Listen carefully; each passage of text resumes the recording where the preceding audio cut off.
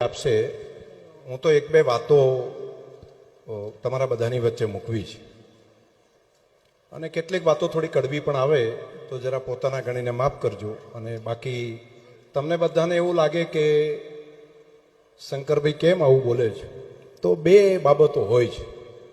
એક તો હું રાજનીતિમાં છું. રાજનીતિની અંદર રહેલા માણસને મતનો બીક ખૂબ લાગતી હોય અને એ મતોથી ખૂબ ગભરાતા હોય અને અત્યાર સુધીના ઇતિહાસની અંદર એવું છે કે મતો લેવા માટે ગમે તે ક્ષણ સુધી ગમે તે શેવાડા સુધી રાજનેતાઓ જાય. આ ઇતિહાસ તમે મેં બધાએ જોયો છે. એક બાજુ મત હોય, મતની બીક હોય અને બીજી બાજુ સમાજનું પ્રજાનું હિત હોય. તો બીક પકડવી કે સમાજનું હિત પકડવું એવું જ આવ્યું ત્યારે મેં બીકની જગ્યાએ સમાજનું ભલું શ્રીકતા એ કાયમી મેં પકડ્યું છે. અને મને પરમાત્માએ જે બુદ્ધિ શક્તિ આપી છે, મને જે ભગવાને જે જ્ઞાન આપ્યું છે, મને જે ઇન્ફોર્મેશન ઈશ્વરે કંઈક બાકીના લોકો જે વિચારતા હોય છે એનાથી એક ડગલું ક્યારેક પરમાત્મા મને સામેથી એમ બતાવે છે કે આ રસ્તાની અંદર જો જશો તો આવું નહીં થાય, આવું થશે. અને એ વખતે પરમાત્માએ મને જે હુજવાડ્યું હોય ને એ પ્રમાણનો નિર્ણય બે ઝીઝક કાયમ લીધો છે. અને એની અંદર મારું નુકસાન શું થશે એનો ક્યારેય વિચાર નથી કર્યો. મેં એ જ વિચાર કર્યો છે કે અહીં બેઠેલા બધાનું શું થાય, આમનું હિત ક્યાં છે, એમનું ભલું ક્યાં છે.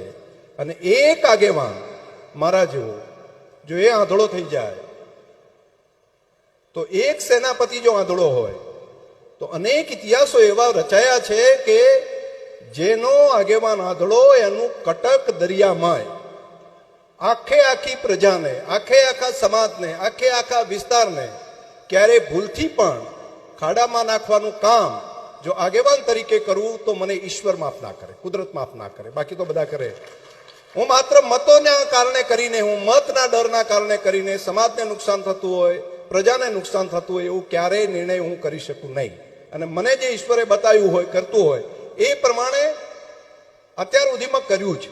અને બધાની વચ્ચે જાહેરમાં બધાની હાજરીમાં આ રીતે વાત કરું છું કે હું કંઈ પણ વાત કરતો હોય તો હું ભૂલ થઈ ગઈ, સમજણ વગર કર્યું એવું કોઈ નથી કહેતો.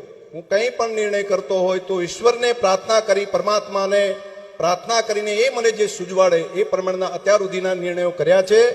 અમુકને અઠવાડિયામાં ખબર પડે, અમુકને 15 દાડે ખબર પડે, અમુક મહિના પછી કંઈક ના સાચા હતા, અમુક 6 મહિના પછી કહે છે કે ના તમે સાચા હતા, અમુકને 12 મહિના પછી પણ કહે છે કે ના તમે રસ્તો જે પકડ્યો હતો એ સાચો હતો. એ સાચો જેને જ્યારે જે સમજવું હોય સમજે, પરંતુ મને જ્યારે ઈશ્વર સમજાવે છે, મને જ્યારે કુદરત એમ કહે છે કે આ રસ્તા ઉપર બધા આપણે સાચા હોઈએ તો બધાને ખોટા રસ્તા ઉપર લઈ જવાનું હું કહું નહીં. મારો રસ્તો મને જે ઈશ્વર સૂઝવાડે એવો રસ્તો હું કહું છું. એના કારણે કરીને ઘણું બધું દુઃખ સહન કર્યું છે, ઘણી મુશ્કેલીઓ સહન કરી છે અને હજુ પણ એ સહન કરવાની તૈયારી પણ છે. પરંતુ પ્રજાનું હિત, સમાજનું હિત, જેમણે મારા માટે કંઈક કર્યું હોય એમને ખાડામાં પડવા હું દેવા માંગુ નહીં. અને એ બાબત હું જાણું છું એટલા માટે કરીને તમારા બધાની વચ્ચે મૂક્યું. મારે ઇતિહાસ એક બે બાબતોના કહેવા છે. કેટલીક જ્ઞાતિઓની અંદર ગુજરાતની રાજનીતિની અંદર એવા આગેવાનો આવ્યા કે જેણે આખા સમાજને કાયમી સત્તાની સાથે રાખ્યો. કેટલા એવા આવ્યા કે ભાઈ નેતા માત્ર અમે રહીએ સત્તામાં એના કારણે નહીં, પરંતુ સમાજને સત્તાથી દૂર ન કરવું. મેં પાટીદાર સમાજની અંદર મેં બેઠેલા ઘણા આગેવાનોને મેં જોયા છે. એ ચિમનભાઈ પટેલ હોય તો એમના માટે, કેશુભાઈ આવ્યા હોય તો ત્યાં, એ પછી બાકી પણ બધા 1 2 3 4 5 6 જોજો તમે બધા, અને એની પ્રગતિ જોજો. આખા દુનિયામાં સૌથી સક્ષમ જે પ્રજાઓ 4 5 ગણાય એમાં એ સમાજો પહોંચી શક્યા. એક બાજુ સાચી દિશા મળી અને એમને એમના કીધું કે ના તમારે તો સામે જ રહેવાનું, તમારે તો સંઘર્ષ જ કરવાનું. અને જે લોકો માત્ર ને માત્ર સમાજોને સંઘર્ષ આપ્યો છે જીવનની અંદર, બીજું કંઈ નથી આપ્યું. અમે કરીએ રાજનેતા પણ તમારે તો માત્ર સંઘર્ષમાં જ રહેવાનું, તમારે સામે જ લડવાનું, તમારે લડ્યા જ કરવાનું. એ સમાજની પ્રગતિ નથી થઈ. ક્યારેક કોઈક નેતાઓની પ્રગતિ થઈ શકી છે.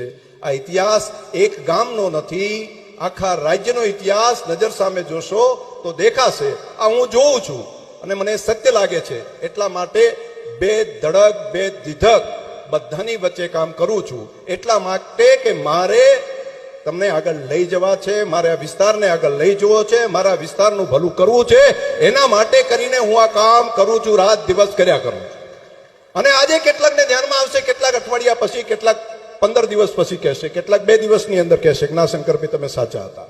મારે તમારા બધાની વચ્ચે આજે આ સામાજિક પ્રસંગની અંદર પણ